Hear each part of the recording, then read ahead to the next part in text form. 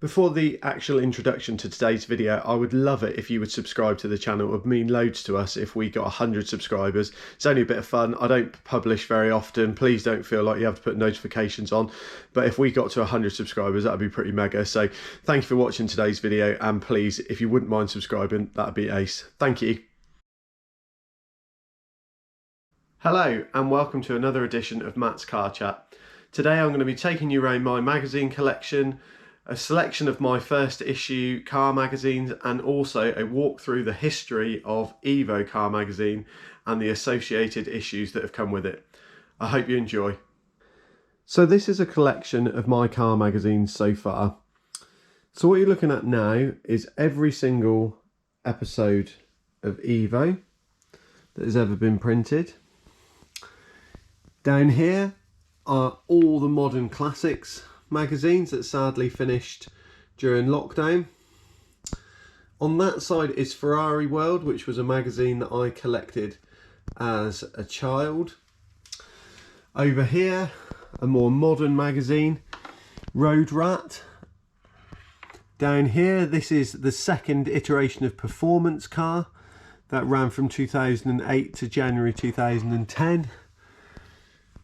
Up here, Enzo, which was a specialist Ferrari magazine.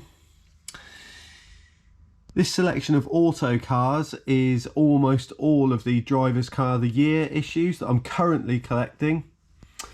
This section here is car brochures and leaflets. And up here is a selection of books and magazines that I've amassed as part of the collection. So originally the collection began as me finding first issues of UK car magazines. Some of the more obscure titles like Fast Lane and Top Car were readily available on eBay for not a lot of money. More mainstream titles like Practical Performance Car. The second iteration of Performance Car that I've got the whole set of, or minus a few magazines. Max Power, which I purchased a couple of years ago and have seen one or two copies of that since. Classic and Sports Car, again one that's fairly common.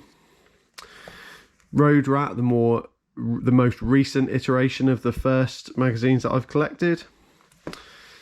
Red Line, which was a tuning magazine of the early 90s to late 90s. Top Gear, I've seen a couple of these for varying costs, but this is the first issue of Top Gear. Ferrari World, which was the magazine collection that I showed earlier.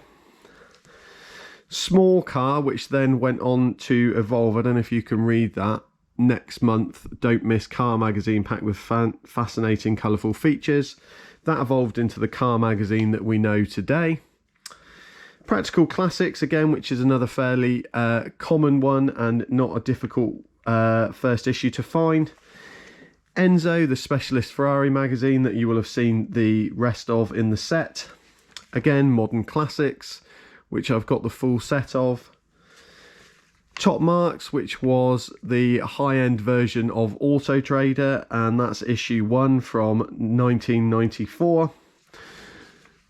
Octane magazine, which is still in print today, and that's issue 1 from 2003.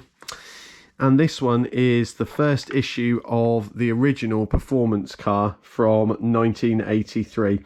And it's this that started the Evo lineage, and I'm going to go over that lineage now. So really, this video today is about the history and the lineage of Evo Car magazine.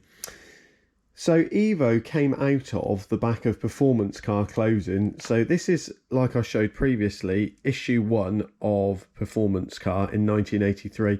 Probably best known for in the 80s, launching Jeremy Clarkson's car journalism career. This issue here is the very last edition of Performance Car, and this was July 1998. And I looked for ages to find this, and in a conversation on Twitter, John Barker had commented, who is the one of the journalists at Evo now, and I said, look, have you got a copy? And he said, yeah, I'll put one into the post to you. So this is actually a copy of Performance Car sent to me by John Barker as pictured in that MX-5. And as you can see in that top corner, this was the last issue of Performance Car. Performance Car was then absorbed into Car, and you can see incorporating Performance Car on that left hand side there. So this was August 1998. So the last issue of Performance Car was July 98. Car had then swallowed up Performance Car in August 1998, meaning that there was a gap in the market for Performance Car magazines. This magazine is a really special one because this is the dummy copy that was produced by John Barker and Peter Tomlin and Richard Meaden and Harry Metcalf. All of this is detailed in some Collecting Cars podcast with Chris Harris. But this was produced in the summer of 1998 as an example of what the magazine was going to look like. It was shown to publishers, and you will see a couple of things that are fairly special about it. One is that this is also the letter that I got with it, because I bought this as a job lot, and this is how the chap who sold it to me came about it. So I thought that was quite interesting just to leave in the video. What's really special about it is that you will see that it replicates. So there are examples of stories in here. And then what it does is that instead of being the full magazine, those stories are repeated throughout. So there are three or four particular stories in here, just to give an example of what the magazine was going to look like. So there's that one again. So we've seen that already. This is really, really rare. I've only seen this for sale once, but this was the magazine that launched Evo and convinced publishers and everyone to kind of take it up as a business. So I'm really, really proud of that one. And that's the dummy edition from 1998 that then led to the first issue in November 1998. So this is the very first Evo magazine. There are a few of these about, but not many. They command a reasonable premium now. So November 1998 was the first issue. And if we just have a quick look inside at the editorial. So this was the original team there, and then John Barker's editorial at the beginning. So again, really special magazine, this one. Number 3 was the first Evo Car of the Year, and you'll see I've got those in the set that I've shown as part of this video. So this is the 100th issue, and that was in January 2007. Then it's the 200th issue, which was October 2014.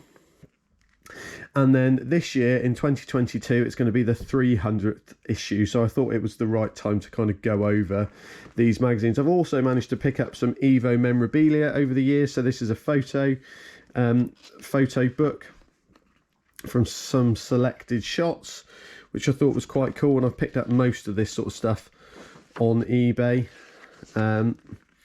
And also this Subaru magazine, which was obviously Subaru calendar, sorry, which was obviously part of one of the Evo promotional bits. Thank you for watching today's issue of Matt's Car Chat. Please don't forget to like, comment and subscribe, and I'm happy to answer any questions about the magazine collection or anything that you've seen in today's episode. Also, if you've got any of your own interesting first issues that you would be willing to sell, I'd be really interested to hear from you. Thanks for watching. Cheers.